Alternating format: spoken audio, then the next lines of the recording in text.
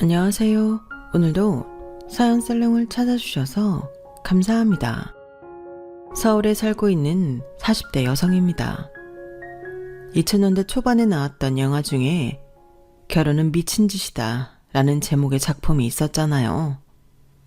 그때는 제가 결혼 생각이 없어서 별 관심이 없었는데 이제 와 생각해보니 그 제목이 아주 찰떡이더라고요. 사람이 참 미련한 게 15년 동안 한 이불을 덮고 살아온 남편한테 대차게 배신을 당하고 나니 이제서야 그동안 눈에 들어오지 않던 것들이 쏙쏙 눈에 들기 시작하는 거예요. 비록 너무 늦은 감이 있기는 하지만 그래도 더 늦기 전에 제대로 복수를 할 수 있어서 그래도 두 다리 쭉 뻗고 잘 수 있게 됐어요. 그럼 지금부터 지옥불에 튀겨 먹어도 시원찮을 인간들의 참교육 시전을 생생하게 들려드리겠습니다. 저는 어릴 때부터 그림 그리는 걸 참 좋아했어요. 온 집안의 벽지가 남아나지 않을 정도였죠. 우리 집도 아니고 새들어 사는 집이라서 엄마는 그런 저를 항상 꾸지람하셨어요. 엄마가 벽지에 낙서하지 말랬지? 스케치북에 그리면 될걸 왜 꼭 벽지에 그리냐고. 지영이 너 또 그럴 거야? 그치만 스케치북은 너무 작은걸. 그럼 큰 스케치북 사줘. 이게 또 말대꾸야. 엄마가 하지 말라 그러면 말 좀 들어. 이건 물걸레로 닦아도 지워지지 않는데 어쩜 좋아. 엄마한테 말대꾸를 하다가 기어이 한 대 쥐어 박힌 저는 구석에서 훌쩍훌쩍 울었어요. 엄마는 물걸레로 대면 될수록 번지기만 한 벽지에 화풀이를 하며 벅벅 문질러댔고요. 그럴 때면 언제나 아빠는 제 편을 들어주셨어요. 그깟 벽지야 새로 도배하면 그만인데 왜 그렇게 애한테 타박이야. 허연 벽지보다는 우리 지영이 그림이 그려진 알록달록한 벽지가 훨씬 좋구만 뭐. 우리 지영이는 커서 화가가 되려나 보지? 그림 그리는 게 그렇게 좋아? 그렇게 좋으면 그려야지 뭐. 아빠가 열심히 돈 벌어서 벽지값 대줄 테니까 우리 딸은 그리고 싶은 거 다 그려. 괜찮아. 아빠는 화를 내기는커녕 늘 제 편을 들어주시며 오히려 더 그리라고 부추기셨어요. 그럴 때마다 엄마는 눈을 흘기며 애 버릇은 아빠가 다 망쳐놨다고 타박이셨죠. 그리 넉넉한 형편은 아니었지만 딸 자식이 좋아하는 건 뭐든 들어주려고 하셨던 아빠와 말로는 혼을 내시면서도 제가 그린 그림들을 하나도 버리지 않고 잘 모아두던 엄마 덕분에 저는 분에 넘치는 사랑을 받으며 자랄 수 있었어요. 초등학교에 입학한 후에도 저의 그림에 대한 열정은 사그라들지 않았어요. 하지만 늘 그놈의 돈이 문제였죠. 세상 물정 모르던 저는 미술을 하는데 돈이 그렇게 많이 드는 줄 몰랐거든요. 초등학교 3학년 때던가요. 제 친구가 미술학원에 다닌다는 소리를 듣고부터는 하루가 멀다 하고 엄마를 졸라대기 시작했어요. 엄마, 나도 미술학원 보내줘. 정윤이랑 민지도 다닌단 말이야. 앞으로는 말대꾸도 안 하고 엄마 말 잘 들을게. 응? 얘가 정말? 너 미술학원 안 다녀도 그림만 잘 그리잖아. 거기는 그림 못 그리는 애들이 다니는 거야. 그리고 학원비가 한두 푼이니? 안 그래도 이번 달엔 제출이 많아서 허리띠 졸라 매야 한다고. 매달 너랑 진우한테 들어가는 돈이 얼만 줄 알아? 학습지에 보습학원에 태권도 학원까지. 그런데 뭘 또 해달라는 거야. 아무리 철이 없어도 그렇지. 엄마랑 아빠가 니들 교육비 대느라 허리가 휘는 건 몰라? 쓸데없는 소리 그만하고 방에 들어가서 공부나 해. 엄마 미워. 다른 애들은 학원 안 가겠다고 엄마랑 싸운다는데 어떻게 된 게 엄마는 내가 학원 보내달라는데도 안 된다고 그래? 엄마 미워 죽겠어. 퉁퉁 부은 얼굴로 씩씩대며 방으로 들어간 저는 일부러 엄마가 싫어하는 짓을 했어요. 봄에 새로 도배한 벽지에 사인펜으로 낙서를 해버린 거죠. 그래서 어떻게 됐냐고요? 비 오는 날 먼지가 나도록 실컷 맞았죠 뭐. 비록 회초리로 맞은 제 종아리에는 시뻘건 줄이 너댓 개나 그어졌지만 덕분에 미술학원에 다닐 수 있었어요. 미술학원에 다니게 된 저는 물 만난 물고기처럼 신나게 그림을 그릴 수 있었고 학교 외에 외부에서 주최하는 사생대회에 나가서 상도 휩쓸곤 했어요. 그렇게 시작된 미술교육은 중학교, 고등학교를 거치면서도 이어졌어요. 사실 예고에 가고 싶어서 중학생 때 부모님을 조르기도 했었는데 학비를 듣고는 제 스스로 포기를 해버렸어요. 글쎄, 대학교 등록금보다 더 비싸지 뭐예요. 그때 알았죠. 아무리 내가 그림 그리는 걸 좋아한데도 돈이 없으면 할 수 없다는 사실을요. 그래도 다행인 건 제가 고등학교에 들어가고부터 저희 집 사정은 조금은 나아져서 고2 때부터는 입시 미술학원에 다닐 수 있었어요. 그리곤 미대에 진학도 할 수 있었고요. 미대에 들어가면 앞으로 평생 그림만 그리고 살 수 있을 것 같았는데 현실은 그렇지 않더라고요. 모르긴 해도 피카소가 살아 돌아온다고 해도 요즘 같은 시대에는 굶어 죽기 십상일 거예요. 요즘 시대엔 그림 그려서 돈 벌어먹고 사는 사람은 아주 극소수니까요. 그나마도 집에 돈이 좀 있어야 해외 유학도 가고 인맥도 만들어서 활동을 하지. 돈 없으면 미술을 했었다는 거에 만족하고 살아야 할 판이거든요. 가끔 TV를 보면 유명 배우들이 자기 그림을 몇 천만 원에 팔았다, 어쨌다 하는 기사들이 나오는데 오히려 미술 전공자들은 자기 그림으로 단돈 10,000원도 못 버니 참 아이러니한 일이죠. 저 역시도 한때는 그림 그려 먹고 살겠다는 각오로 여기저기 뛰어다녀 봤지만 결과는 모조리 꽝이었어요. 그렇다고 대학원에 갈 형편도 못 됐고요. 이미 미대를 다니면서 부모님 등골을 제대로 빼먹은 상황인데 더 바라면 안 되잖아요. 제 밑으로는 갓 대학에 입학한 동생도 있고요. 그런데 사람이 그렇잖아요. 죽어라 노력을 했는데 그에 따르는 보상이 없을 때 이걸 더해서 뭐하나 절망하게 되는 거요. 저도 그랬어요. 어떻게든 대학을 졸업하려고 대학 시절 4년 내내 입시 미술학원에서 새끼 강사로 일하고 방학 때는 벽화 그리는 아르바이트부터 지역 축제에서 페이스 페인팅까지 하며 학비와 재료비를 벌었어요.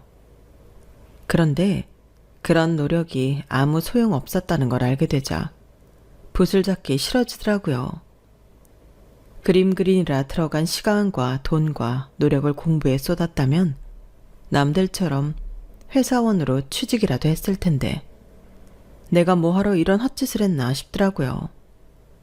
이럴 줄 알았으면 엄마 말 듣고 일찌감치 미술을 포기할 걸 그랬다는 생각만 들었어요. 마치 나라는 인간이 아무짝에도 쓸데없는 구제불능 같아서 한동안 자존감이 땅속으로 깊이 처박혀 있었어요. 그때 제 손을 잡고 땅 위로 끌어올려준 사람은 다름 아닌 엄마였어요. 그 좋은 제조 방구석에서 썩힐 생각이야? 너 그림 안 그리고 살 수 있겠어? 하지 말라고 할 땐 죽어도 하겠다고 바락바락 대들더니 벌써 포기하는 거냐고. 네가 그러고 있으면 자식 뒷바라지 제대로 못해준 무능한 부모 탓인 것 같잖아. 누가 엄마 아빠 탓이래? 그런 생각 안 하니까 제발 나 좀 내버려둬. 한창 팔팔하게 움직여야 할 나이에 세상 다 산 것처럼 방구석에 처박혀 있는 자식을 엄마가 돼선 어떻게 가만둘 수 있어. 자, 이거 받아. 백화점 문화센터에서 하는 교육 프로그램인데 거기서 미술 강사 뽑는다더라. 너 정도면 아줌마 아저씨들 그림 가르치는 거야 식은 죽 먹기잖아. 안 그래? 잠깐 머리 식힌다 생각하고 한번 해봐. 돈이 없어서 먹고 사느라 바빠서 제대로 그림 못 배우고 산 사람들한테 네가 가진 재주도 나눠주고 너도 그 사람들 열정 좀 배워와. 얼마나 그림이 그리고 싶으면 그 나이에 그림 배우러 오겠니? 뭔가를 좋아한다는 건 그런 거야. 나이가 들어도 식지 않는 열정. 너도 처음부터 돈 되는 일이라서 미술했던 거 아니잖아. 그림 그리는 게 좋아서 시작한 거 아니야. 넌 아무 잘못 없어. 그동안 누구보다 열심히 했잖아. 그러니까 잠시 쉬어간다 생각하고 한번 도전해봐. 처음엔 엄마의 이런 참견이 짜증이 났어요. 엄마가 뭘 몰라도 정말 모른다고 생각했거든요. 백화점 문화센터에 돈 없고 먹고 사느라 바빠 미술 교육 못 받은 사람이 왜 오겠어요. 다들 살만해서 고상한 취미 하나 만들어보자 하는 사람들이 오지. 하긴 평생을 돈 때문에 발발거리고 살아온 엄마가 백화점 문화센터가 어떤 곳인지 알게 뭐예요. 엄마는 강사 모집 공고 전단지를 제 책상에 내려놓고는 방을 나갔어요. 그런데 나중에 보니 엄마가 놓고 나간 건 전단지뿐만이 아니었더라고요. 아주 오래전에 한창 잘 팔리던 과자 박스였어요. 그런데 별것도 아닌 그 박스를 열어보고는 생각이 바뀌고 만 거예요. 박스 속에는 어린 시절 제가 열심히 그려댔던 그림들이 가득 들어 있었거든요. 지금 보면 많이 어설프고 엉망진창인 그림들이었지만 이상하게 지금 제 그림보다도 훨씬 멋있게 보였어요. 다듬어지지는 않았지만 그림에 대한 열정이 가득 담겨 있었거든요. 그래, 내가 언제부터 돈 벌려고 그림을 그렸다고. 까짓 거 이거든 저거든 다시 시작해보자. 그 길로 저는 이력서를 작성해서 백화점 문화센터에 제출했어요. 그리고 얼마 뒤 합격 연락을 받게 되었죠. 딱히 경력은 없었어도 대학 시절 크고 작은 미전에 입상했던 이력을 인정받아서 합격하게 된 것 같다고 생각했죠. 나중에서야 원래 내정돼 있던 사람이 대학 강사로 임용되면서 빠져나가는 바람에 임시로 저를 그 자리에 채워 넣었다는 걸 알게 됐지만요. 누굴 가르치는 거야 아르바이트로 미술학원에서 강사 일을 했으니 어느 정도 자신이 있었어요. 그런데 막상 수업에 나가보니 제가 예상했던 것과는 너무도 달라서 순간 멘붕이 오더라고요. 수강생 대부분이 지긋하게 연세가 드신 할머니, 할아버지 뻘이어서 오랜 시간을 두고 수련을 할 수 없는 거예요. 게다가 센터에서도 수강 기간 안에 완성물을 만들어주길 바라서 마음이 조급해지게 됐죠. 빠른 시일 내에 당장 눈에 보이는 결과물이 나와야 했으니까요.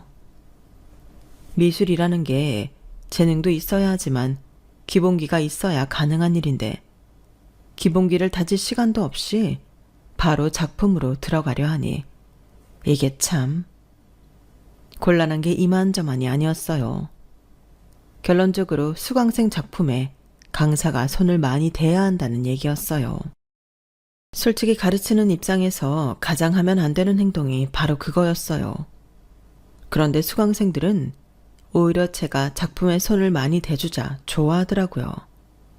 아무래도 남들한테 보이는 게 더 중요한 사람들이라서 그런 것 같더라고요. 모르긴 해도 밖에 나가서는 자신들이 온전히 작업한 작품이라고 할걸요. 봐줘야 하는 수강생은 10명이 넘는데 봐주는 사람은 저 하나뿐이니 이건 누가 그림을 그리러 오는 사람인지 모를 정도로 저는 수업 시간 내내 그림을 그려댔어요. 수업이 끝나고 나면 어깨가 빠질 것처럼 아플 정도로요.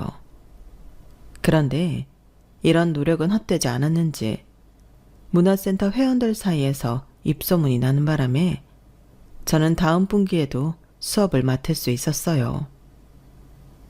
저로 한 시즌만 때우고 내보내려고 했던 센터에서는 많이 놀라는 눈치더라고요.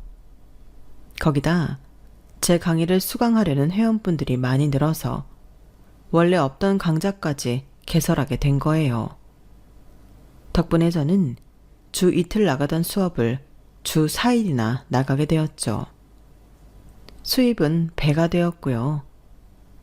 수강생 중에는 꽤 사는 분들이 많았는데 그래서인지 과시욕도 만만치 않더라고요.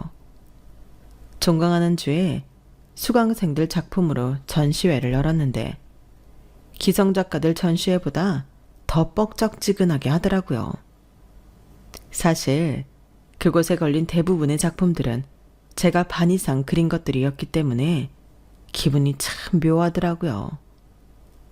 물론 수강생들은 그렇게 생각 안 하겠지만요. 그렇게 2년간 센터에서 강사 생활을 하던 저는 장기 수강생 중 한 분한테 의외의 제안을 듣게 되었어요. 내가 거동이 많이 불편해져서 이제 센터에 나오는 게 많이 힘이 드네요. 그래서 말인데 혹시 개인과외는 안 하나요? 수강료는 섭섭치 않게 드릴게요. 말씀은 감사하지만 그건 좀 어려울 것 같아요. 수강생과 개인적으로 수업을 잡을 수는 없거든요. 거동이 많이 힘드세요? 그러시면 제가 가끔 대구로 찾아가서 봐드릴게요. 자주는 못 찾아뵙겠지만요. 첫 해부터 제 수업을 수강하신 분이기도 하고 전시회 때마다 거금을 들여 장소 대여를 해주신 분이라서 고마운 마음에 무보수로 가끔 댁으로 찾아가 지도를 해드리기로 했어요. 물론 센터와 다른 수강생들한테는 비밀로 하고요. 그런데 이 행동이 제 인생을 바꿔놓을 줄 누가 알았겠어요. 연락처를 받고 댁으로 찾아간 첫날, 저는 대문 앞에 서서 한참을 두리번거렸어요. 주소를 들고 찾아간 곳은 부촌 중에서도 엄청 으리으리한 집이었거든요. 이런 집에 사는 분이 왜 개인 교습도 아니고 백화점 문화센터 수업을 받았을까 의아했거든요. 혹시 주소를 잘못 찾아온 게 아닌가 하고 머뭇거리고 있는데 옆에서 차고에서 엄청 고급스러운 수입 세단이 나오더라고요. 제가 대문 앞에서 얼쩡대자 차창이 열리고 30대 중반 정도의 남자가 얼굴을 내밀었어요. 거기 우리 집인데 누구시죠? 아, 저는 땡땡백화점 문화센터 미술 강사인데요. 강복순 여사님을 뵈러 왔습니다. 강복순? 우리 집에 그런 사람이 있었나? 남자는 고개를 갸웃하더니 어디론가 전화를 걸었어요. 그리고는 피식 웃으며 그러더라고요. 우리 할머니 그림 선생님이시구나. 금방 문 열어줄 거예요. 들어가 보세요. 잠시 뒤 대문이 열리고 마당을 지나 집 안으로 들어가자 여사님이 저를 반겨주셨어요. 어서 와요. 혹시 들어오다가 우리 손주 못 봤어요? 아, 봤어요. 막 차고에서 차 끌고 나오더라고요. 그래요? 우리 손주 어때요? 잘생겼죠? 네, 잘생겼더라고요. 여사님은 제 말에 아이처럼 한박웃음을 지으셨어요. 수업을 하는 중에도 계속 손주 얘기를 꺼내셨죠. 나이는 저보다 9살이 많은데 아직 미혼이고 사귀는 사람도 없다고 했어요. 미국에서 대학을 졸업하고 한국에 돌아와 직장 생활을 잠깐 하다가 현재 자기 사업을 하고 있다고요. 누가 보면 선자리를 앞두고 상대 남자 프로필을 읊는 걸로 오해할 정도로 여사님은 다분히 의도적으로 손주 얘기를 이어가셨어요. 이게 여사님의 큰 그림이었다는 건 얼마 뒤에야 알 수 있었죠. 여사님 댁에 갈 때마다 여사님 손주와 마주치게 됐는데 처음엔 우연이라고 생각했지만 상황이 반복되면서 우연이 아닌 의도라는 걸 알게 되었거든요. 반년 가까이 제게 개인 지도를 받은 여사님이 하루는 제게 꿈이 뭐냐고 물으셨어요. 그래서 딱히 꿈이랄 건 없고 죽기 전에 내 이름을 건 개인전을 한번 열어보는 게 소원이라고 했어요. 그때는 그저 지나가는 말로 했던 거였는데 얼마 뒤 여사님이 의외의 장소로 저를 부르시더라고요. 백화점 문화센터 회원들이 전시회를 했던 그 갤러리였어요. 여사님께서는 미리 갤러리 측이랑 얘기를 해놨다며 전시회 날짜 조율 같은 세부 사항만 협의하라고 하시더라고요. 개인전 여는 게 소원이라며 그 소원 내가 이뤄줄게. 그동안 무료로 이 늙은이 그림 가르쳐준 값이라고 생각해요. 여사님, 그래도 이거 너무 과해요. 이렇게까지 안 해주셔도 돼요. 개인 지도는 대가를 바라고 한 건 아니니까요. 그리고 그렇게 자주 봐드리지도 못했는걸요. 사양 말아요. 우리 집 와봐서 알잖아. 나 돈 많아요. 죽을 때 짊어지고 갈 것도 아닌데 뭘 그래. 열심히 사는 젊은 친구한테 좋은 기억 남겨주고 싶어서 그러니까 안 한다는 말은 하지 말아요. 그럼 나 섭섭해. 염치 없는 일이라는 건 잘 알지만 솔직히 욕심이 났어요. 저희 집 형편에 제가 언제 이런 갤러리에서 개인전을 열어보겠어요. 언제 붓을 놓을지도 모르는 판국에 말이죠. 그래서 더는 사양 않고 여사님 뜻에 따르기로 했어요. 그동안 작업해둔 작품이 조금 있기는 했지만 그래도 생애 처음이자 마지막이 될지 모르는 내 전시회라서 욕심이 났어요. 새 작품으로 채우고 싶었거든요. 그래서 시간을 좀 넉넉히 잡고 본격적으로 작업을 시작했어요. 문화센터 수업을 병행하면서 하려니 하루가 48시간이라도 모자랄 판이었죠. 그래도 이상하게 힘들다는 생각은 들지 않았어요. 그렇게 열심히 준비한 작품들을 가지고 제 생애 첫 개인전을 열었어요. 가족들과 대학 시절 지도 교수님과 동기들, 그리고 부모님 지인들까지 잔뜩 불러 모았죠. 그리고 오픈 전날엔 제 개인전을 열어주신 여사님만 따로 특별히 초대했어요. 감사 인사 겸 각 작품들에 대한 설명을 해드리려고요. 그런데 여사님이 손주분을 데리고 오셨더라고요. 몸이 불편한 할미 부축을 해주겠다길래 데리고 왔어요. 두 사람은 구면이죠? 이것도 인연인데 앞으로도 좋은 관계를 이어갔으면 좋겠네요. 대훈아, 이리 와서 정식으로 인사하렴. 할미는 윤기자랑 작품 둘러보다가 눈치껏 빠져줄 테니 젊은 사람끼리 얘기도 좀 하고 좋은 시간 보내. 우리 선생님 맛있는 것도 사드리고. 알았지? 네, 할머니 걱정 마세요. 제 계획과는 달리 여사님은 함께 온 기사분과 작품을 둘러보시다가 소리 소문 없이 사라지셨고 저는 여사님 손자분과 함께 시간을 보내게 되었어요. 그날 여사님 손자는 미리 준비라도 한 것처럼 레스토랑부터 와인바까지 리드를 한 뒤 저희 집까지 바래다 주었어요. 마치 썸남과 데이트를 한 것 같은 기분이 들더라고요. 그리고 여사님은 제 전시회 때 가장 큰 작품까지 사주셨어요. 여사님과 함께 온 지인분들도 작품을 사주셔서 전시장에 걸렸던 작품 중 70%가량이 판매 완료가 되었죠. 제 그림을 팔아 돈을 벌게 된 건 이번이 처음이었어요. 얼떨떨하고 울컥하더라고요. 그나마 남은 30%도 전시회 마지막 날 다시 찾아온 여사님 손자가 몽땅 사주었지 뭐예요. 안 그래도 회사에 걸 그림을 찾고 있었거든요. 그리고 이렇게 지영씨랑 조금 더 가까워질 수도 있고요. 나 지금 대시하는 거예요. 우리 앞으로 진지하게 만나볼래요? 내가 나이가 있어서 하룻밤 불장난을 할 여유는 없어요. 결혼을 전제로 한 만남이었으면 합니다. 내 그림이 완판됐다는 것보다도 더 놀라운 일이 벌어진 거예요.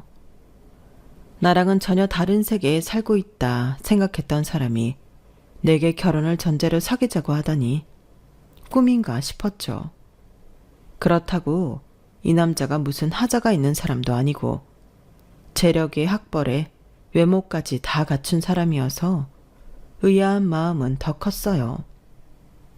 그런데 나랑은 레벨이 안 맞는 사람이라는 걸 알면서도 욕심이 나더라고요. 내 힘으로는 평생이 걸려도 할 수 없을 것 같았던 개인전도 편의점에서 껌 사듯 아무렇지 않게 열어줄 수 있는 재력이 탐났고 무엇보다 삶의 여유가 부러웠어요.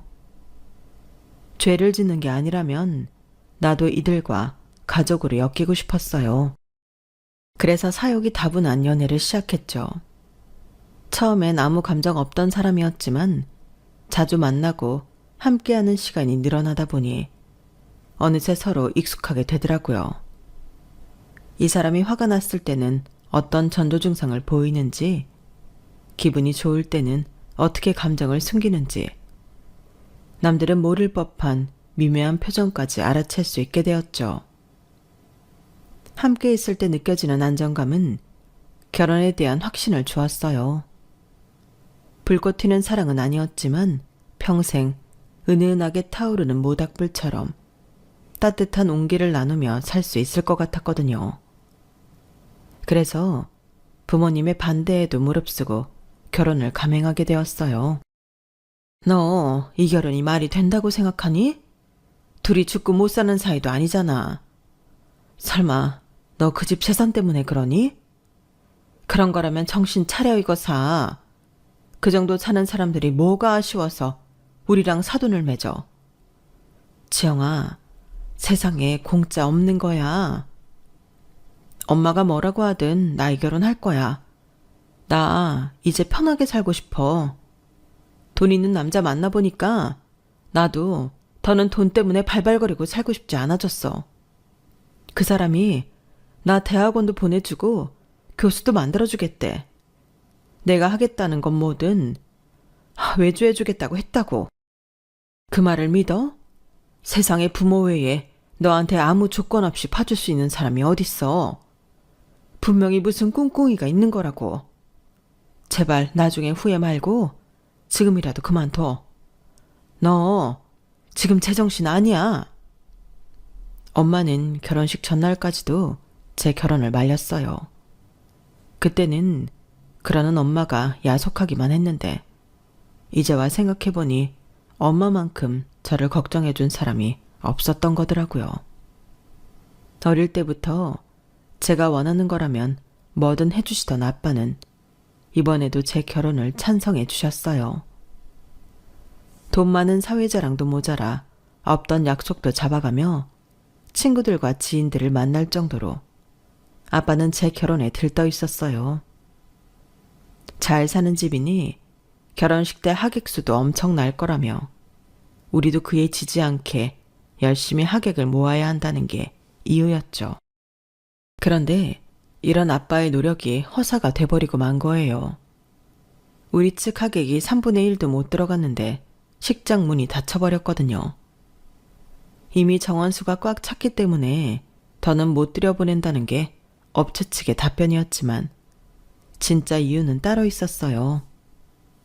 할머니께서 업체 측의 얘기에 저희 쪽 하객에 입장을 막으셨던 건데요. 한마디로 수준이 떨어지는 사람들 때문에 지인들 보기 창피하다는 게 진짜 이유였던 거예요. 물론 할머니가 직접 그렇게 말씀하신 건 아니고 시어머니가 제게 슬쩍 흘려주시더라고요.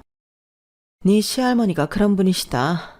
나야 뭐 남편 죽고 그 집을 나왔으니 더는 그런 꼴 안 보고 살아도 되지만 넌 이제 시작이잖니?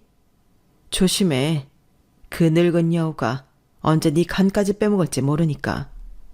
그리고 내가 충고 하나 하겠는데 네 남편 너무 믿지 마. 내 아들이긴 하지만 어릴 때부터 지 아빠를 쏙 빼닮은 아이야. 내가 무슨 말 하는지 알아듣겠지? 어머님이 말씀하신 건 바로 외도였어요. 상견례 때도 나오지 않은 어머니를 만난 건 결혼식 일주일 전이었어요. 어머님이 먼저 제게 전화를 해주셨더라고요. 잠깐 만나자고요. 어머님은 6년 전 아버님이 세상을 떠나시기 전까지는 할머니가 사시는 저택에서 함께 거주하시다가 지금은 따로 나가 살고 계셨어요.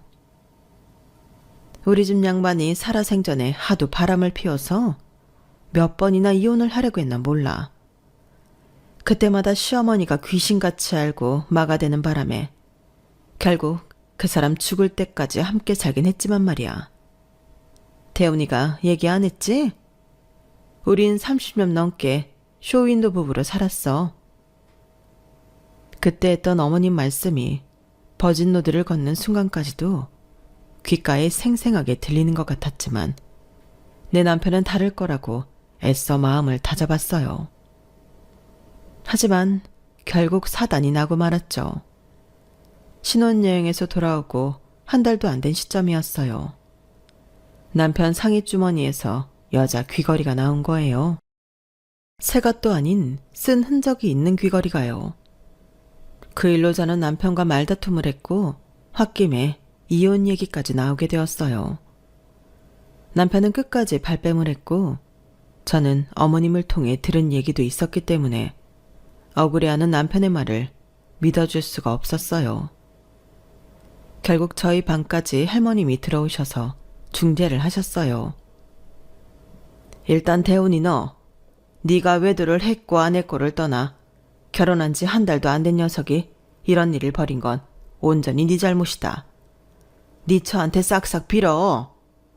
그리고 아가, 남자가 밖에서 일을 하다 보면 이런저런 일이 있기 마련이다. 내 입으로 이런 말하기 그렇다만 그간 내 손주 좋다고 쫓아다닌 여자가 한둘 아니었다. 내 손주한테 접근 못하게 막는 게 내 일이었어. 그 중에 하나 아니었겠니? 니들 사이 벌려놓고 그 자리 차지하고 들어오려는 속셈일 텐데 거기에 당할 거니? 네 자리는 네가 지혜롭게 지켜야 하는 거다. 할머님은 제가 더 말을 꺼낼 수 없게 바로 입막음을 하셨어요. 이제 결혼도 했으니 슬슬 대학원 입학도 신경 써야 하지 않겠니?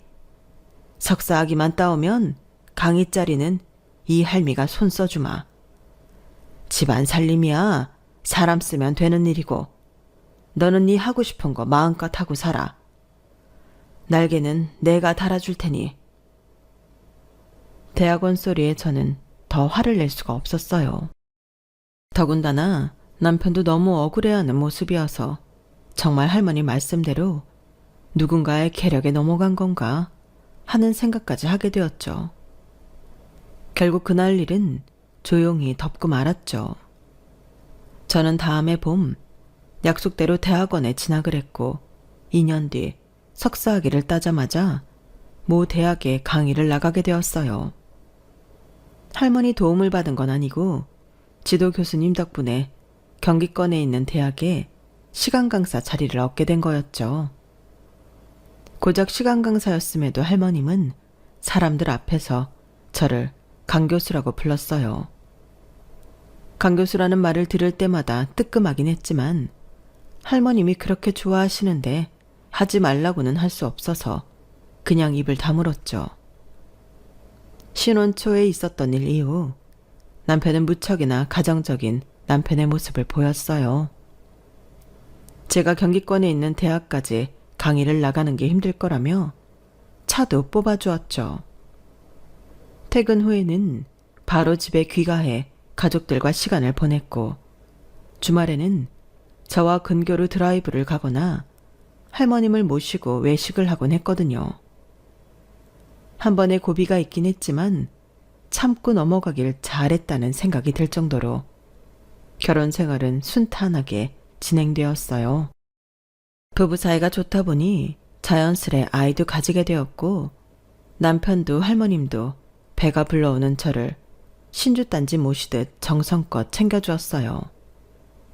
하지만 제 버릇 개 못 준다고 출산을 두어달 남긴 어느 날 남편의 외도를 알게 된 거예요. 젊은 여자랑 호텔에 들어가는 걸 다른 사람도 아닌 저희 아빠한테 걸린 거죠. 사위의 외도를 목격한 아빠는 누구한테 말도 못하고 혼자 술을 잔뜩 드셨는데 그 모습을 보고 추궁하던 엄마한테 이실직고를 해버린 거예요. 엄마는 당장 저희 집으로 찾아오셨죠. 시할머니와 함께 살고 있어서 평소 저희 집에 발걸음을 하지 않던 엄마였지만 사안이 사안인 만큼 다음날 아침 일찍 오셨더라고요. 저희 아빠가 휴대폰으로 찍은 사진을 증거로 추궁하는 엄마 앞에서 남편은 고개를 숙이고 말았어요. 죄송합니다. 그날 딱 하루였어요. 지영이가 만삭이라 어디서 풀 데가 없더라고요. 여보, 정말 미안해. 내가 다시는 이런 일 없도록 할게. 남편은 엄마와 제 앞에서 무릎까지 꿇고 싹싹 빌었어요. 하지만 엄마는 눈길조차 주지 않고 제게 짐을 챙기라고 하셨죠. 가자. 애초에 이런 결혼은 하는 게 아니었어. 다른 건 몰라도 바람 피우는 남자 버릇은 절대 못 고친다. 더 마음고생하지 말고 어서 짐 싸. 손끝이 바들바들 떨릴 정도로 화가 난 저는 무거운 몸을 일으켰어요. 그런데 그때 할머님이 거실로 나오시지 뭐예요. 손에는 누런 서류 봉투를 들고 계시더라고요. 할머님은 서류 봉투를 제게 건네시며 말씀하셨어요. 이거 강남에 있는 내 건물이다. 이거 너한테 주마. 이걸로 내 손주놈이 벌인 짓이 없어지는 건 아니겠지만 그래도 조금은 위안이 되지 않겠니? 아가, 잘 생각해봐라. 네 뱃속의 아이 애비 없는 애로 키울 거니? 지금 이혼을 한다 한들 네가 받을 수 있는 위자료가 얼마나 되겠니? 아이 문제만 해도 그렇다. 어찌됐건 간에 현 시점에서 경쟁력이 있는 건 네 남편 아니니? 그러면 법원에서도 친권이며 양육권을 누구한테 주겠어? 그러니 네 실속부터 차리란 소리다. 지금 한번 눈 감고 넘어가면 건물도 생기고 지금까지 누리고 살던 것들도 다 누릴 수 있잖니? 그 말에 저희 엄마는 지금 돈으로 사람 자존심을 사려는 거냐고 화를 냈어요. 그리고는 더 들을 것도 없다며 짐 싸서 나가자고 하셨죠. 그런데 말이에요. 저도 화가 나기는 했지만 이렇게 물러나면 나만 손해를 보는 것 같아서 순순히 못 끝내겠더라고요. 그래서 엄마한테는 미안하지만 할머니 뜻을 따르기로 했어요. 그런데 건물을 주시겠다던 할머님이 차일피일 미루기만 하시고 소유권 등기 이전을 안 해주시는 거예요. 세금이 어쩌고 하면서요. 지금은 시기가 아니니 출산 후에 다시 얘기하자시더니 제 아들이 돌이 다 됐는데도 질질 시간만 끌고 또 안 해주시는 거예요. 그때부터 저는 할머님이 돌아가시기 전까지 건물 소유권을 이전받기 위한 보이지 않는 싸움을 시작했어요. 그러는 사이 제 아들은 중학생이 되었고 할머님은 100세를 두에 남기고 98에 세상을 떠나셨어요. 결국 저는 소유권 이전을 받지 못했고요. 할머님이 주시기로 한 건물에는 남편이 운영하는 회사 외에도 안정적인 수익을 갖다주는 유명 체임잔들이 들어가 있어서 손에 넣기만 하면 평생 돈 걱정 않고 살 수 있는 거였는데 아쉬웠죠. 그래도 그동안 열심히 산 덕에 전임 교수가 되어 강단에 서고 있으니 제 인생도 그리 나쁘게 흘러간 것만은 아니었어요. 결혼하고 22년이 흐른 지금 강산도 2번이나 변했고 제 인생도 변했고 모든 게 다 변했지만 변하지 않은 게 딱 하나 있었어요. 바로 제 남편이었죠. 제 아들이 20살이 되고 대학에 합격하자 남편이 하루는 제게 선물을 주더라고요. 당신 그동안 우리 민석이 키우랴, 대학 강의하랴 많이 힘들었지? 그에 대한 보상이라고 생각해. 자, 받아. 발리행 비행기표야. 내가 특급 호텔로 예약까지 다 해놨으니까 아무 걱정 말고 호캉스 제대로 즐기고 오라고. 새학기 시작 전에 스트레스 확 풀고 와. 어머머, 이이가 뭘 이런 것까지 다 준비했대요. 암튼 고마워요. 근데 내 거만 산 거예요? 기왕이면 민석이 거도 같이 해주지. 혼자 무슨 재미로 여행을 가요? 사람도 참. 남편이 나랑 같이 가자는 말은 안 하고 또 아들이야? 거기 가서도 아들 자식 챙길 거냐고. 민석이는 지 친구들이랑 스키장 간다고 그러니까 아들 걱정 말고 당신이나 즐기고 와. 암튼 고마워요, 여보.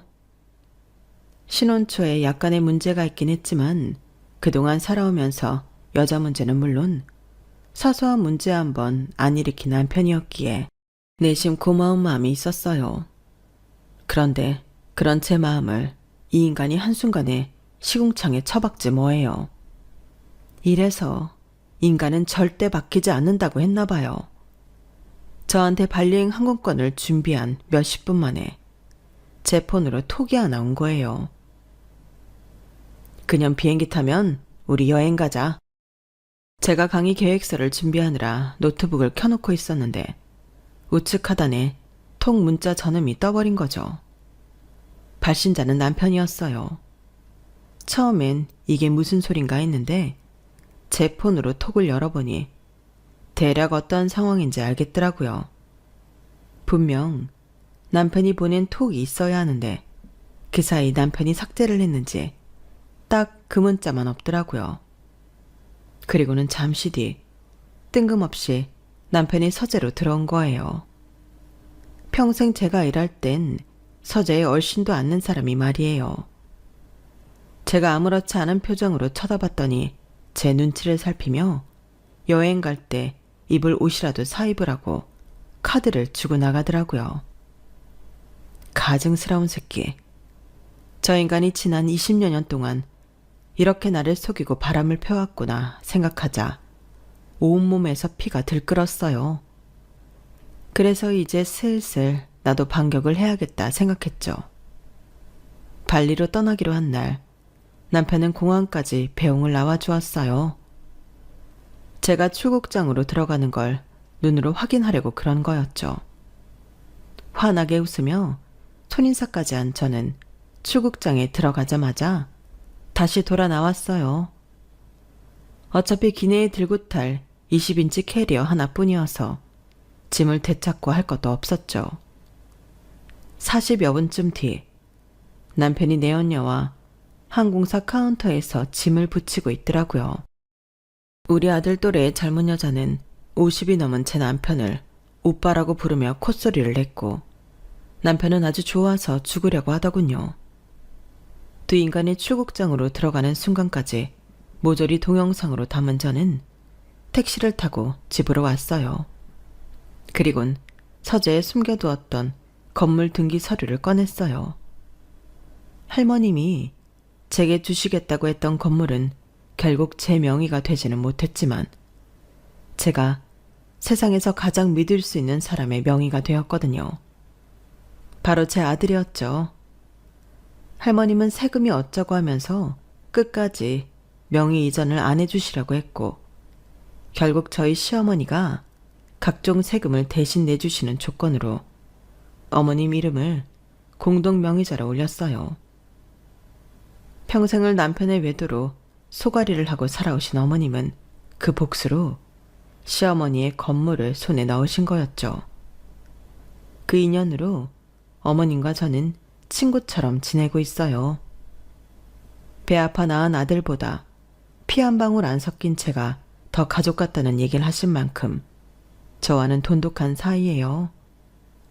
어머님을 통해 남편이 왜 저와 결혼했는지도 듣게 되었는데 남편이 하도 여자 문제로 유명해서 좀 산다는 집에서는 제 남편한테 딸 자식을 안 줬다고 하더라고요. 그래서 만만한 집에서 낳았지만 포장만 잘하면 꽤 내놓을 만한 저를 택했던 거였죠. 남편이 택한 건 아니고 시할머니가요. 그렇게 결혼을 했으면 정신 차리고 살 것이지 여전히 여자 치마폭에 쌓여 절하고 있으니 인생 그른 인간이죠. 남편이 내언녀와 여행을 떠난 사이 저는 그간 상담을 해온 이혼 전문 변호사에게 공항에서 찍어온 동영상을 보냈어요. 그리고 남편 톡으로 이혼하자는 문자를 남겼죠. 막 비행기에 오르려던 남편은 발길을 돌려 집으로 돌아왔고 아주 지랄 연병을 떨더라고요. 뭐? 이혼? 야, 네가 나랑 헤어지면 별 수 있을 것 같아? 이제 교수 소리 듣고 사니까 눈에 뵈는 게 없는 모양인데 교수 월급 얼마나 한다고 까불어. 네가 내 마누라로 사니까 지금 같은 호사도 누리는 거 아니냐고. 거지 같은 집구석에서 빌빌대고 사는 거 구해줬더니 아주 건방이 하늘을 찌르는구나. 그래 좋다. 나도 더는 역 같은 결혼 생활 못하겠으니까 이참에 끝내. 다행이네. 내 치맛자락 잡고 징징거릴까봐 걱정했는데 이왕 말 나온 김에 내 변호사랑 작성한 재산분할 목록 줄게. 당신 변호사랑 잘 상의해서 이번 주 내로 연락 줘. 아, 이혼할 때까지 나 이 집에서 살 거야. 당신은 상간녀 집에서 지내. 아주 어린 게 비위가 어찌나 좋은지 아빠 뻘되는 당신한테 오빠 소리도 잘하더라. 가서 딸 같은 여자한테 오빠 소리 들어가며 지내봐. 남편은 그 길로 들고 온 캐리어를 끌고 집을 나갔어요. 그리고 얼마 뒤 본격적으로 이혼 소송이 진행되었죠. 딱히 분쟁 사유가 없어서 이혼 소송은 무리 없이 빨리 끝났어요. 저는 현금 대신 현재 제가 살고 있는 할머님 저택을 받기로 했고 아들은 이미 성인이라서 양육권을 따질 필요가 없었어요. 그리고 제가 상간녀한테 위자료 청구 소송을 안 하는 조건으로 몇 억 더 챙겨준다고 해서 그러기로 했고요. 남편이 집에 남아있던 자기 짐을 가지고 나가면서 이혼은 깔끔하게 정리가 되었죠. 그리고 얼마 뒤 남편이 씩씩거리며 저희 집 초인종을 누르더라고요. 문을 열어주지 않자 남편은 인터폰에 대고 소리쳤어요. 야, 이게 무슨 소리야? 건물에서 내 회사를 내보내겠다니 누구 마음대로 나가래. 너 당장 이 문 안 열어? 동네 창피하게 굴지 말고 체신 좀 지켜. 어린 여자랑 살더니 애처럼 변한 거야? 서류 그대로야. 당신 회사가 우리 민석이 건물에 임대료 한 푼 안 내고 점거 중이잖아. 그래서 법의 힘을 빌려 내보내기로 했어. 정 건물에 남아있고 싶으면 정당한 임대료를 내라고. 거짓처럼 공짜로 빌붙을 생각 말고. 야, 그게 네 건물이냐? 말이 민석이 명이지. 그거 우리 할머니가 나한테 준 건물이라고. 공동명의로 우리 엄마 이름까지 올라있는데 네가 어디서 주인 행세야? 아, 몰랐구나. 당신 회사 내쫓는 건 내가 아니라 민석이랑 당신 어머님이야. 민석이가 그러더라. 자기 또래 여자랑 놀아는 아빠가 창피해서 얼굴 마주치기 싫다고. 그리고 당신 어머님이 당신한테 이렇게 전해달라시네? 야, 이 미친놈아. 배울 게 없어서 네 애비 바람길을 그대로 물려받았냐? 하여간 조광쳐 가슴에 못 받는 인간들은 평생 고개 못 들고 살게 해야 해. 이참에 길바닥에 나앉아서 구질구질한 네 인생 반성이나 해라. 라고 하시더라고. 그럼 난 전할 말 다 전했으니까 좀 꺼져줘. 안 그러면 경찰 부를 거야. 그 말을 끝으로 인터폰을 끊자 남편은 대문을 발로 차며 난동을 부렸어요. 그 바람에 이웃집 신고를 받고 온 경찰한테 끌려가게 되었고요. 처음부터 돈을 보고 한 결혼이었기에 이런 결과를 맞은 거에 제 책임도 있다고 생각해요. 하지만 그렇다고 반려자를 배신한 남편의 행동이 용서가 되는 건 아니잖아요. 우리는 흔히 결혼 생활을 사랑으로 이어나간다고 생각하지만 제 생각은 조금 달라요. 부부는 그 무엇보다 의리로 살아가야 한다고 생각하거든요. 그러니 외도를 한 이들이 사회적 지탄을 받는 게 아닐까요? 세상에 아름다운 분류는 없어요. 그에 따르는 처벌만 있을 뿐이죠. 지금까지 제 사연을 들어주셔서 감사합니다. 여러분들의 가정의 소중함과 항상 행복이 가득하길 진심으로 바랍니다. 건강하세요. 여러분, 사연 댓글에 응원과 현명한 조언 부탁드려요. 좋아요와 구독은 저에게 큰 힘이 됩니다. 오늘도 좋은 일 가득하세요.